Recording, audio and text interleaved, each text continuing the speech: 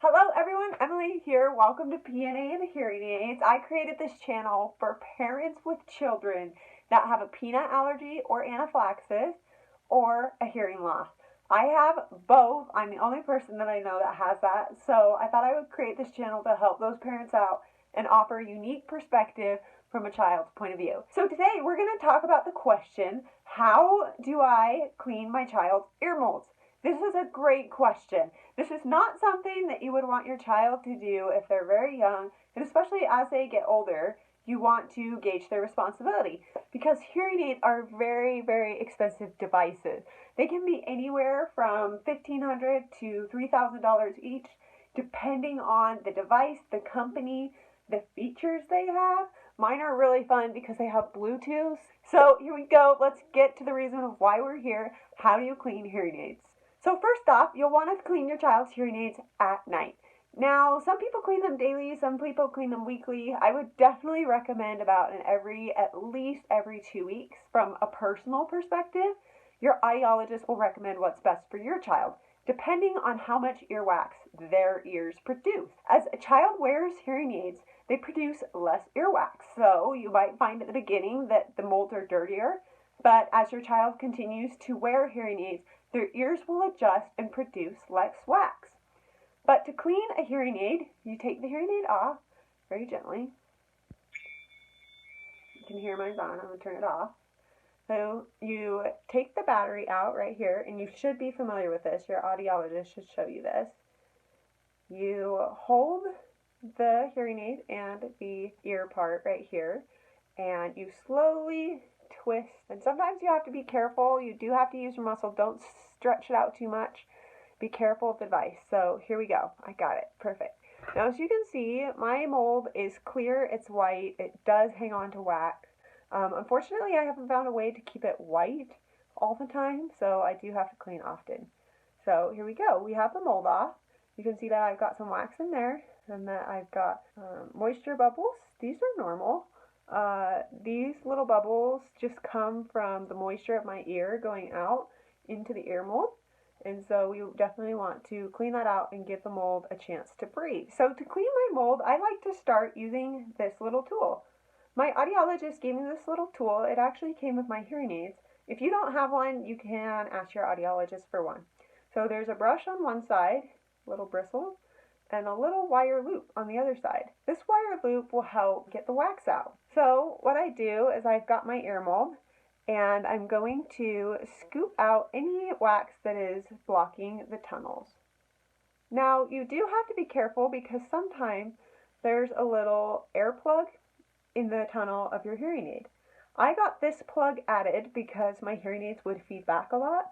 And so you have to be careful when you're cleaning that specific vent, or else you may pop it out. If you accidentally pull out this earplug, you just simply push it back in. So here we go. Once you've done kind of the superficial cleaning where you can grab it with the loop or with the brush, I recommend washing your mold with warm soapy water. It doesn't have to be any special soap. It just needs to be anything like dish soap or hand soap. Okay, here we go. We're going to wash this mold. So what I do is I get the warm water going a little bit. You don't need a lot. It's just an ear mold. Once it's warm, just run it underneath. I get a tad bit of soap. I don't pump it down all the way. I get just enough to put it on my finger. And then I simply rub it on the mold. I start up top, work down the sides, get into the earpiece. You just kind of rub your fingers all over. I know it sounds kind of gross because these have been in your child's ears, but I promise you it'll be worth it. I'm going to clean that. And then once you're done, you go ahead and rinse it underwater again. So you'll notice if you line up the tube with the water stream, it will come out. It's like Old Faithful. Like a neti pot. Do that. And check your ear mold. It's already looking a lot better. Yay! You simply leave it on a towel to dry overnight. And once the water is all evaporated out of the hearing aid, you can take it and attach it to the aid. So to do this, you just simply line up the aid and the mold tube, and you simply just wiggle it on, just like you got it off. Sometimes it's hard and these tubes are stubborn, so just try to use the indent from the aid that's already there. There you go.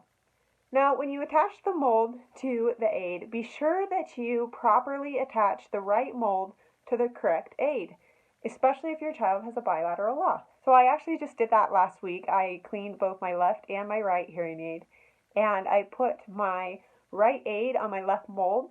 When I put it in my left ear, it was so loud because my right hearing aid, the volume is turned up higher in my right aid. So when it was on my good ear, it sounded really loud. So I learned really quickly, wait, I put it on the wrong aid.